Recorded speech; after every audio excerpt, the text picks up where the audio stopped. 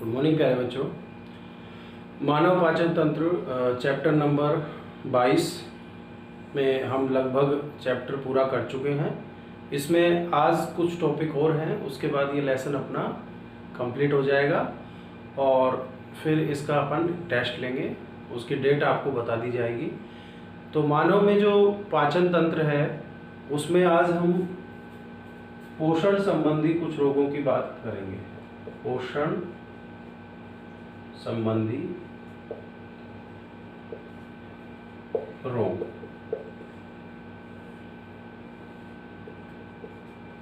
देखो, पोषण संबंधी रोग पढ़ने से पहले हम बात करते हैं एक टॉपिक की, संतुलित भोजन।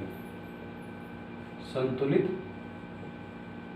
भोजन क्या होता है? संतुलित भोजन ऐसा भोजन जिसमें सभी आवश्यक पोषक तत्व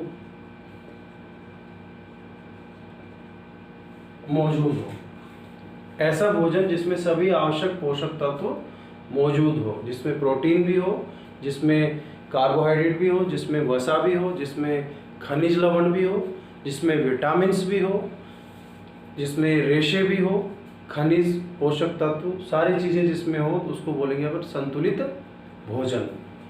और ऐसा भोजन जिसमें ये सारी चीज़ें मौजूद ना हो। कोई भी एक अगर पोषक तत्व उपस्थित नहीं है तो उस भोजन को हम असंतुलित भोजन कहेंगे। और असंतुलित भोजन के सेवन से पोषण संबंधी रोग उत्पन्न हो जाते हैं और इस स्थिति को बोलते हैं कुपोषण। तो कुपोषण का मुख्य कारण है पोषण संबंधी जो आवश्यक तत्व है उनकी भोजन में कमी होना। ठीक है, तो पोषण संबंधी रोगों में सबसे पहले जो रोग है वो है क्वाशियोरकर।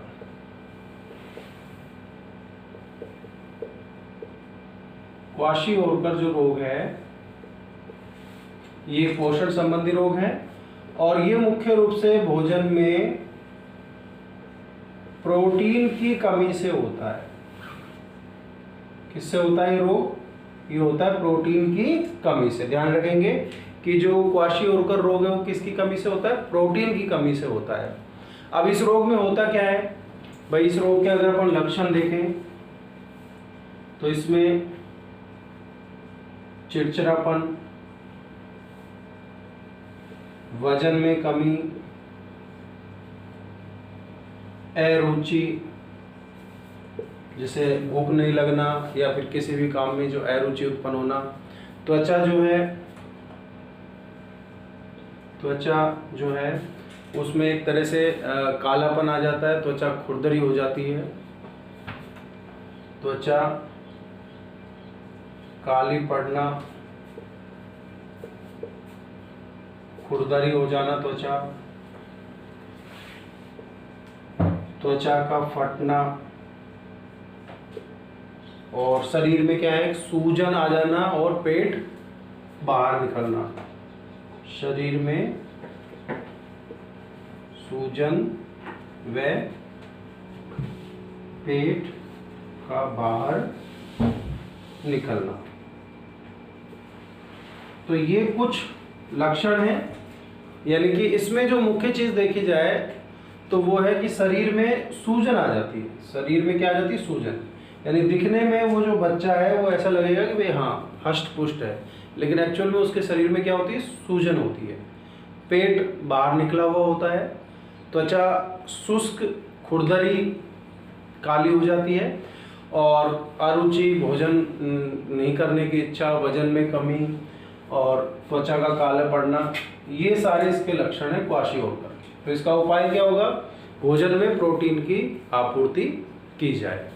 तो क्वाशियोरकर हो गया एक रोग। दूसरा जो रोग है वो होता है मेरास्मस।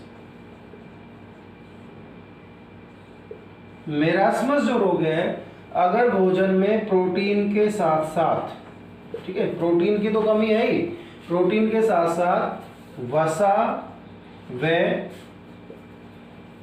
कार्बोहाइड्रेट, वसा व कार्बोहाइड्रेट की भी कमी हो जाए भोजन में, वसा और कार्बोहाइड्रेट की भी कमी हो जाए तो इसको क्या बोलेंगे, मेरास्मस रोग। क्या बोलेंगे, मेरास्मस रोग। अब देखो इसमें क्या होगा, वजन जो है अत्यधिक कम हो जाएगा, यानी पहले वाले में वजन कमी है, इसमें बहुत ज्यादा कम हो जाएगा वजन। ठीक है। चेहरा जो है मुरझाया हुआ,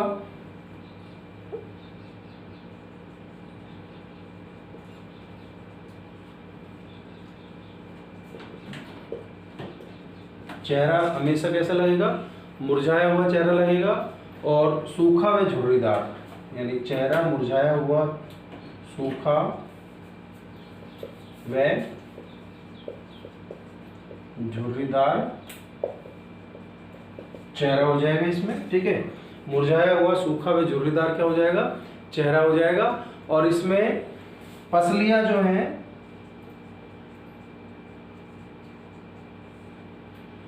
बाहर से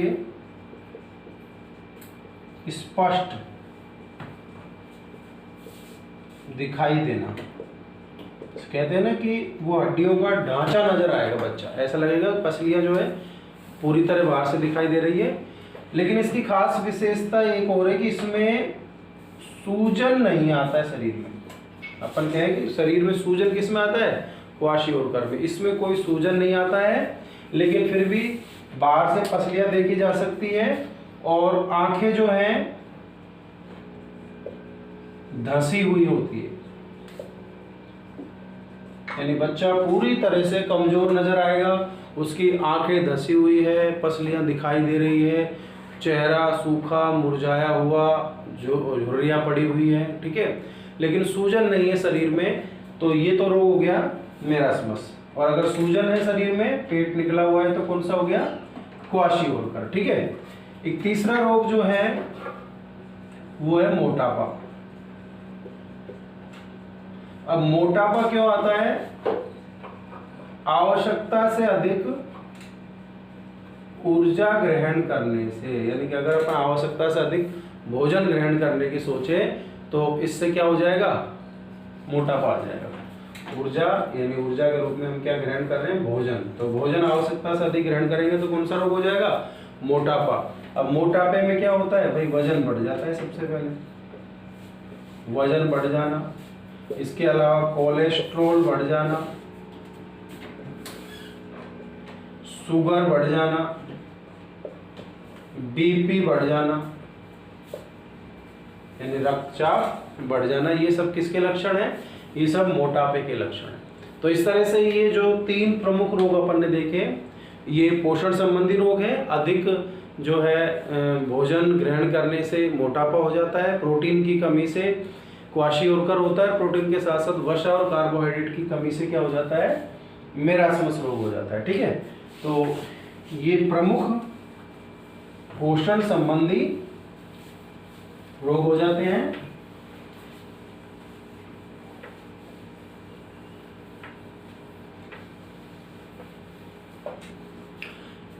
इसके बाद इस लेसन में कुछ विशिष्ट कोशिकाओं के बारे में भी दिया गया है कि आहार नाल में पाई जाने वाली विशिष्ट कोशिकाएं, आहार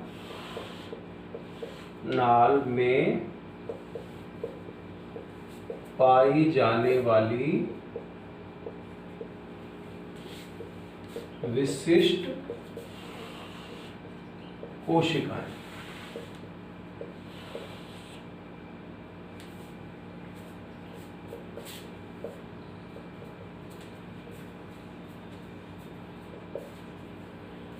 आहार नाल में पाई जाने वाली विशिष्ट कोशिकाएं। तो विशिष्ट कोशिकाएं कौन कौन सी हैं, जैसे सबसे पहले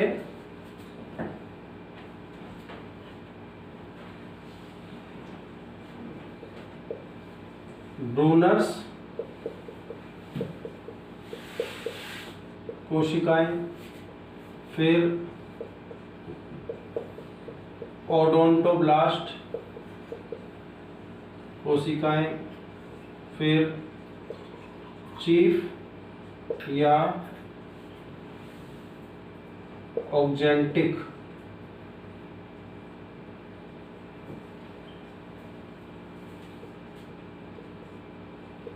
कोशिकाएं,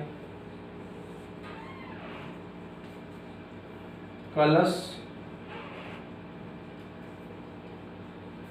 कोशिकाएं। ब्रूनर्स कोशिकाएं जो हैं ये मिलती है ग्रहणी की भित्ति में। कहाँ मिलती है? ग्रहणी की भित्ति में मिलती है ये। और ये कोशिकाएं जो है ये श्लेष्मा का स्त्रावण करती है। इसका स्त्रावण करती है, श्लेष्मा का स्त्रावण करती है और रोगाणुओं को नष्ट करने का काम भी करती है। ठीक है। इसके बाद चीफ या पेप्टिक या जाइमोजन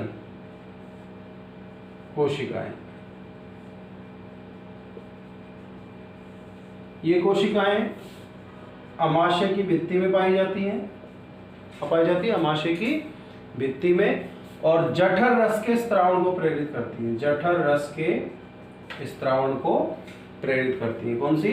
चीफ या पेप्टिक या जाइमोजन कोशिकाएं। ओडोंटोब्लास्ट कोशिकाएं दांतों में पाई जाती हैं और दंत के विकास यानी दांतों के विकास में काम आने वाली है।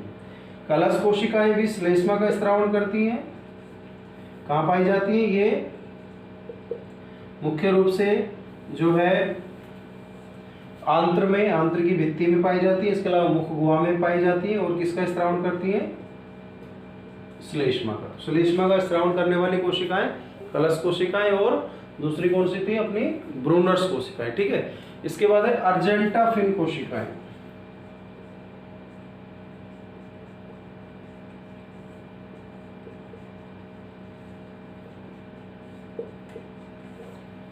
अर्जेंटा फिन जो कोशिकाएं हैं ये कोशिकाएं भी आमाशय में पाई जाती है और जठर आंत्र रस हार्मोन्स के स्त्रावण को प्रेरित करती है। जठर आंत्र रस के स्त्रावण को प्रेरित करती है। कौन सी कोशिकाएं? अर्जेंटा फिन्स कोशिकाएं। ठीक है। तो इस तरह से ये कुछ आहार नाल में पाई जाने वाली कोशिकाएं हैं, इनके कार्य हैं। और इसके साथ ही ये जो लेसन है, लेसन नंबर 22 मानव पाचन तंत्र, वो कंप्लीट हो चुका है। इसके नोट्स आपको प्रोवाइड कर दिए जाएंगे और जल्दी ही इसका अपन टेस्ट लेंगे। तो अपने घर में सुरक्षित रहते हुए ही पढ़ाई को जारी रखें। Be safe, stay home.